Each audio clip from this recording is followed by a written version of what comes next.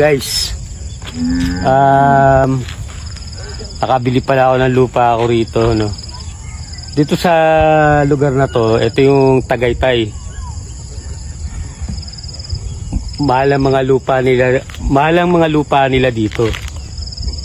Kaya tinan mo, wala pa masyadong bahay. Pero ang ginawa ko, para mas makamura ako, bumili lang ako ng lupa na tingilang. Andito yun. Yan. Nakabili din ako ng murang lupa sa halagang 100 pesos lang. At least may lupa na ako. Paano yan? May uwi ko na to sa Maynila. Matagal ko ng pangarap to. Bye.